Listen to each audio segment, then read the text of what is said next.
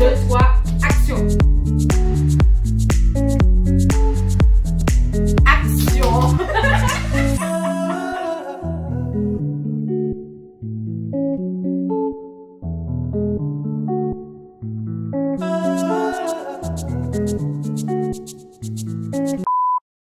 Bonjour, alors aujourd'hui on accueille Manou. Manou c'est ma copine. Et pour ceux qui ont suivi les aventures de mon livre, les personnages qui ont suivi, eh bien Manou c'est Naya, Naya Andinea, la princesse de l'eau. Celle qui avait la coiffe avec les coquillages qui étaient dans l'eau. Voilà, donc c'est Manou. Manou, comment ça va? Ça va, merci, et toi? Ça va, t'es contente d'être là? Oui. Ça me fait plaisir que tu sois venue pour me raconter ta vie. Alors, du coup, Manou, dis-moi, de quelle origine es-tu? Alors, je suis martiniquaise. Ma mère est originaire de Chéchère et mon père du Marin dans le sud. D'accord. Voilà, mais je suis née à Paris.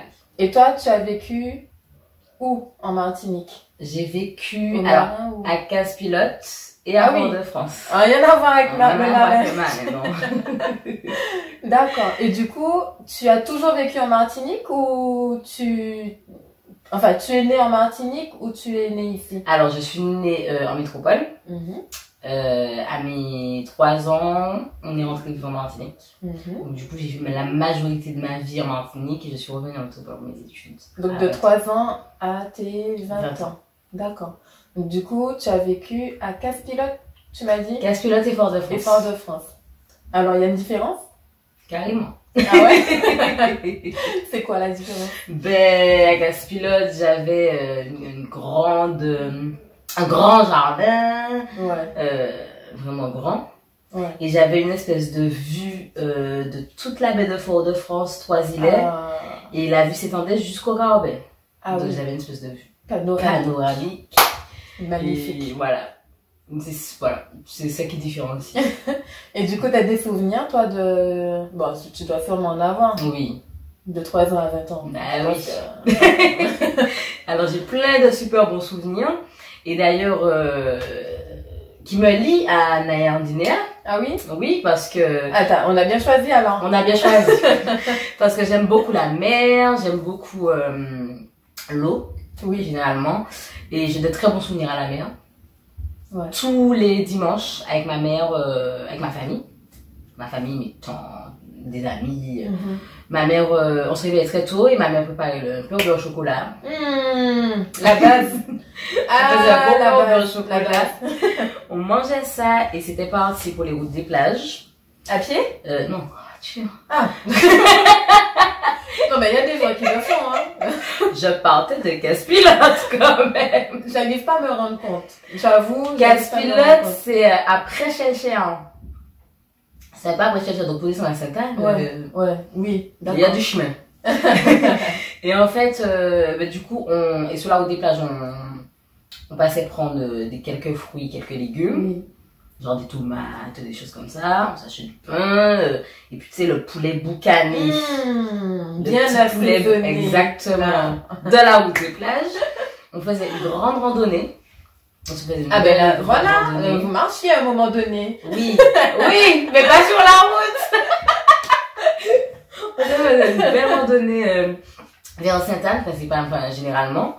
Et on finissait généralement la randonnée vers sous les coups de midi, 13h. Ouais. Pour manger. On s'installait sur la plage. Et on finissait notre journée sur la plage, on mangeait. Ça, c'est la belle vie, ça. Exactement.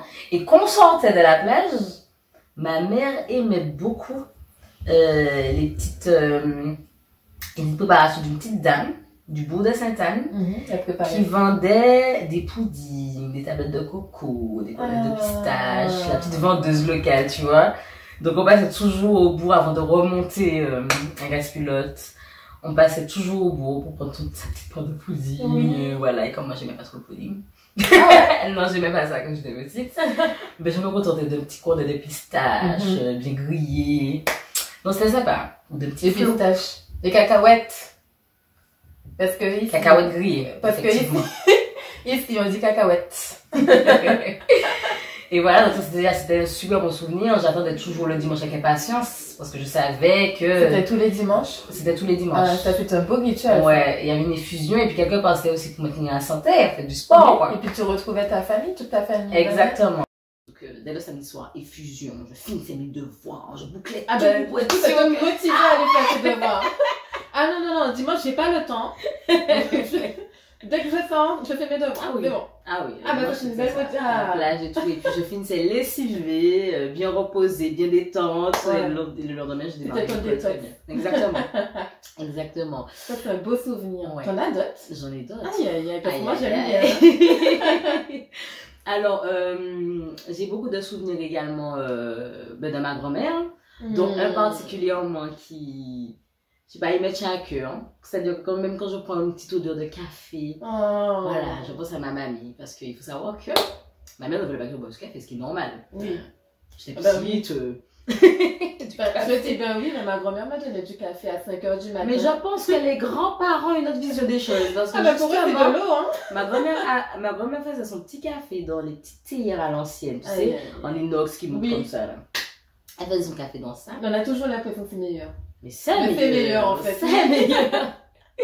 Et en fait, elle avait pour habitude de le faire.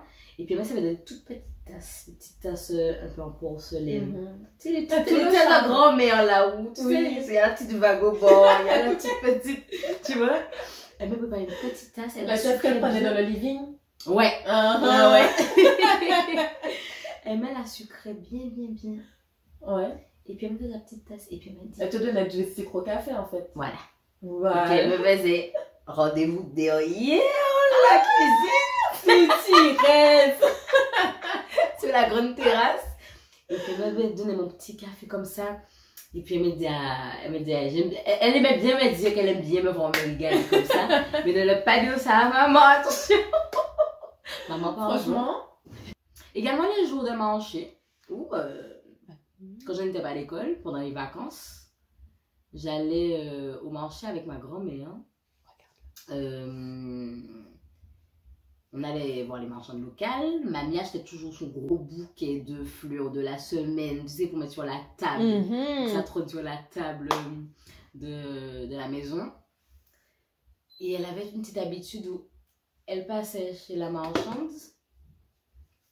et elle me donnait toujours la monnaie. Ah oui?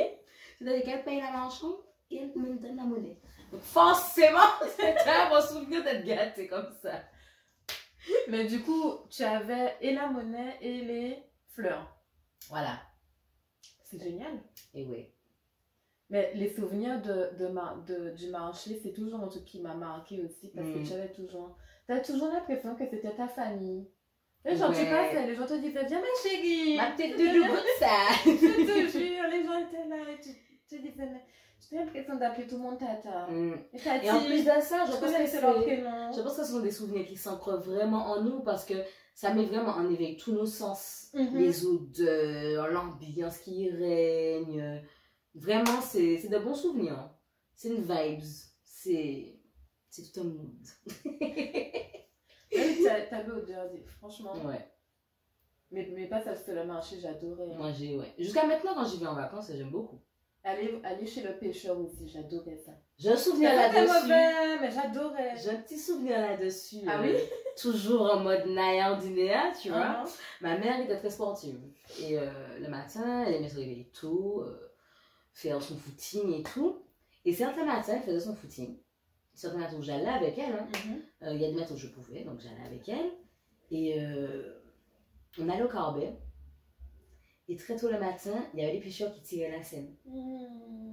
Et dans la tradition, ceux qui tiraient la seine, ils partaient toujours avec du poisson. Et ma mère et moi, on aidait toujours à tirer la seine. Ma mère aimait beaucoup ça. Et d'ailleurs, je pense que j'ai cet amour-là de la mer.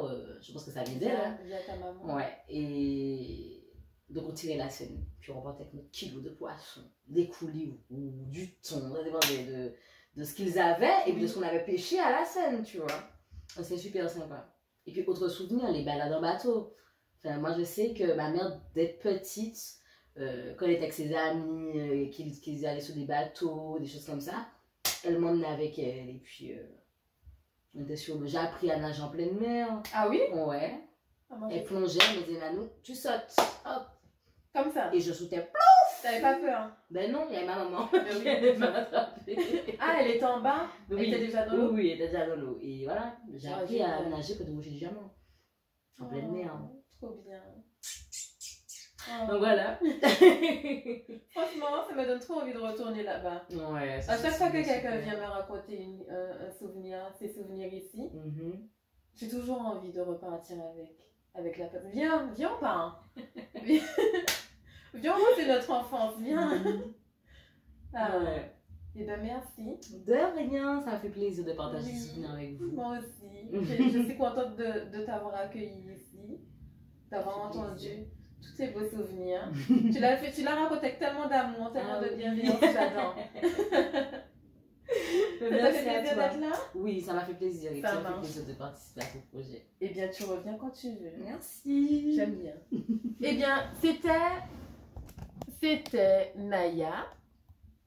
Ondinéa.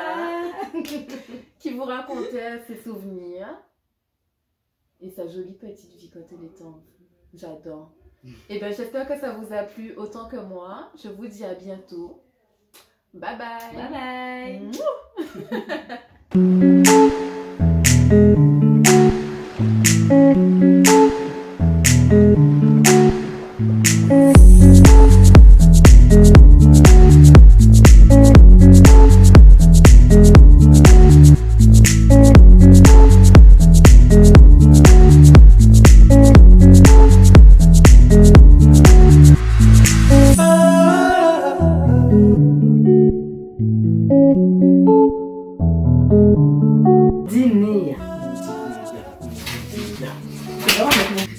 Je sais bien, là, prochainement, non, papa. Ceux qui ont suivi les voilà. C'est Naya Ondinéa. Bonjour, aujourd'hui on est avec Naya. Je dis n'importe quoi. Manu.